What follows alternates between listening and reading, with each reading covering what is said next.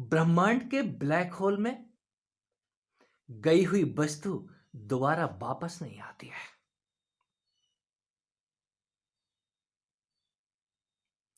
मित्रों ने जानकारियां शेयर की हैं। 36 साल के बाद जहाज लौट के आ गया। बहुत ही कौतूहल भरे वीडियो होते हैं। वो किसने रिकॉर्ड किए हैं कह नहीं सकते। ब्रह्मांड में ब्लैक होल, इस ब्रह्मांड में ऐसी ऐसी जगह हैं ब्लैक होल सरीखी, जहां पर एक बार अगर उस भंवर में, ब्लैक होल का मतलब ये भंवर, उस भंवर में अगर कोई चला जाए तो वापसी असंभव है। उसका पता ही नहीं चलेगा कहां चला गया। ये ब्लैक होल, ये भंवर बहते हुए जल में, गहरे जल में भंवर पड़ते हैं। इस भवसागर में भंवर पड़ते हैं। और जो इस भवसागर रूपी ब्लैक होल में एक बार गिर जाता है, उसका पता नहीं चलता वो कहां चला जाता है। और पता चलता है, किसी ब्लैक होल में गिरने के बाद कोई गारंटी नहीं है आप वापस आएंगे कि नहीं आएंगे। लेकिन ध्यान, मेडिटेशन और जो भी वो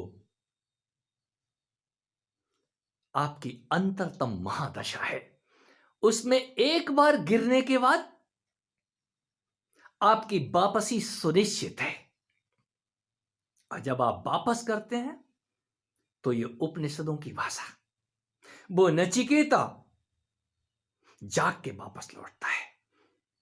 गिरता तो बेहोशी में है, जाता तो गुस्से में है, बाप के कहने से, पिता के कहने से जा रहा है, यम के दरवाजे पे जा रहा है, उस ब्लैक होल के अंदर जा रहा है जहां से वापसी नहीं आती है। मृत्यु के बाद अगर कोई वापस लौट आता है, कहते हैं वो यम के दरवाजे से वापस आ गए। सावित्री ने सत्यवान के प्राणों को वापस करा लिया, यमराज से छुड़ा लिया। कोई सावित्री ही सत्यवान को छुड़ा पाती है। कोई सत्यवान सावित्री को छुड़ाते हुए नहीं सुना हमने। वो सावित्री, वो शक्ति, मैं उसी शक्ति की बात करता हूं जिसके उदय होने के बाद आप कहते हैं हमारी कुंडलनी जग गई है। आप कहते हैं हमको कुछ हो गया है। जिनको कुछ हो जाता है उनकी आंखें खुलने लग जाती हैं। फिर वो एक बार नहीं होता, फिर अनंत अनुभवों की झड़ी आती है।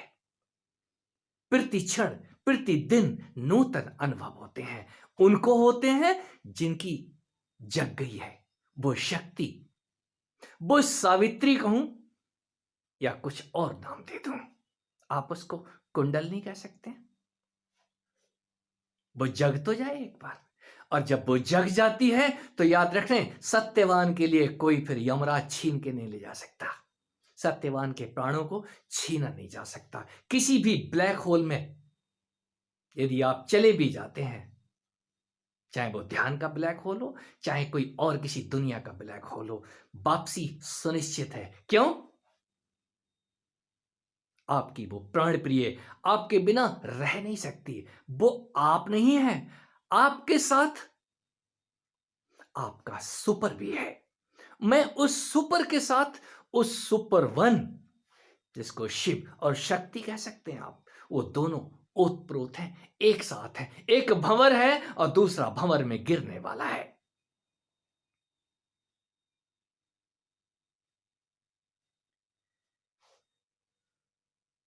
कहावत है,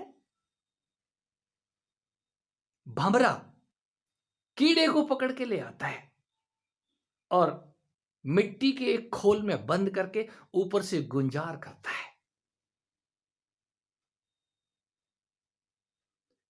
और वो कालांतर में उस कीड़े से भंवरा ही निकलता है। भंवरा किसी भी कीड़े को अपने जैसा बना लेता है। गुरु भी वो कीड़ा है, गुरु भी वो कीड़ा है जो अपने जैसा बना लेता है। कैसे बना लेता है? कर दे आप समान। वो आप समान कर देता है। करता तभी है जब कोई नजदीक उसके प्रेम में पड़ जाते हैं, उसके चंगुल में फंस जाते हैं। बिल्ली के बच्चे के माफिक। बिल्ली अपने बच्चे को मुंह में दबाई फिरती है। कोई तो बात है। वो ब्लैक होल मां के मुख में आप एक बार आ जाएं, उस शक्ति के आगोश में, उस ब्लैक होल में जो भी एक बार चला जाता है, एक इस दुनिया का भी ब्लैक होल है। इस काम के ब्लैक होल में जो भी गिरा बेकाम हो जाता है, बेदम हो जाता है, मर ही जाता है। और एक और ब्लैक होल है, एक नीचे ब्लैक होल है, एक आपके ऊपर ब्लैक होल है, मीनाक्षी। वो मीन की आंख कहीं ऊपर भी है और उस ब्लैक होल से बाहर निकलना होता है। यदि आप ऊपर के ब्लैक होल से बाहर निकल गए हैं, वो मीनाक्षी, वो मीन की आंख पे तीर मार के आप यदि बाहर निकले हैं, तो द्रौपदी आपकी। उस मीन को बेधने के बाद आप नहीं बेध सकते हैं। आपको बेधने के लिए किसी की शक्ति की जरूरत है, और जब तक वो शक्ति का उदय ना हो तब तक कुछ नहीं होता। उस शक्ति को जगाने के लिए ही किसी समर्थ की जरूरत होती है, गुरु की जरूरत होती है। गुरु उस ब्लैक होल के अंदर घुसना सिखा देता है। और जब आप एक बार घुसना सीख जाते हैं, एक बार तीर चलाना सीख जाते हैं, तो आपको बार बार सिखाना नहीं पड़ता। धनुष उठाना आ गया है, तीर का संधान करना आ गया है। फिर लक्ष्य, आपको लक्ष्य दिखाई देता है। उस मीन की आंख, उस मीनाक्षी मां दिखाई देती है। क्यों? वो मीन में कुछ और भी है। उस मीन को आप नीचे ना ढूंढें, वो मीन नीचे नहीं है, वो मीन तो ऊपर है। वो ऊपर की मीन, वो ब्लैक होल से रेखी।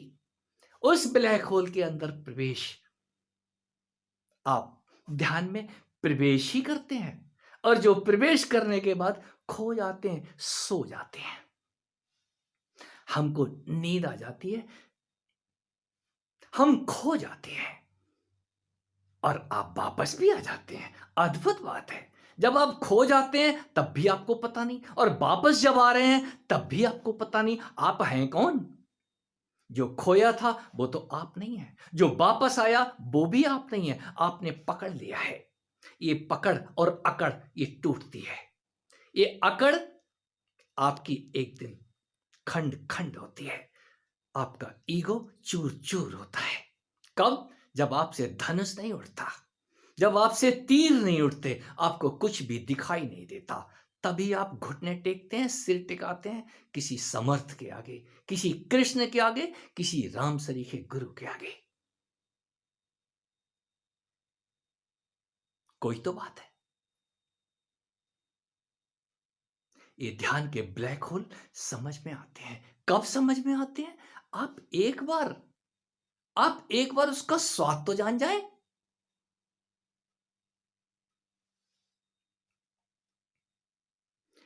काम के ब्लैक होल से ऊपर उठिए, और काम के ब्लैक होल से ऊपर उठने के लिए कहीं शिव आराधना जरूरी है। वो शिव पूजन जरूरी है। किस किस किस अवस्था में शिव पूजन करें, कैसे करें? कोई तो गुरु हो ना, कोई बताने वाला साथ हो। और जब बताने वाला साथ होता है तो फिर फिसलने का डर नहीं रहता। आपको ब्लैक होल एक बार दिखाई तो दे। उस ब्लैक होल में जाने का आनंद ही कुछ और है। और जो उस ब्लैक होल में जाते हैं वो उस परम नींद का, योग निद्रा का मजा लेते हैं, जिसमें जाने के बाद आप तरोताजा होकर के बाहर निकलते हैं, रिचार्ज हो जाते हैं एवरी टाइम। फिर आपके पास शरीर है या नहीं, ये शरीर एक यंत्र ही है। इस शरीर में आने के बाद आपको कुछ कहने का भाव होता है। मेरे पास यदि शरीर ना हो तो आप मेरी भाषा, आप मेरी वाणी सुन नहीं पाएंगे। ये शरीर मुझे कहने के लिए मिल गया है। ये स्पीकर ऑन हो जाता है। ये ऑन ही तब होता है, ये कुछ समय के लिए मिला है। ये कब बंद हो जाएगा, मेरे हाथ में नहीं है।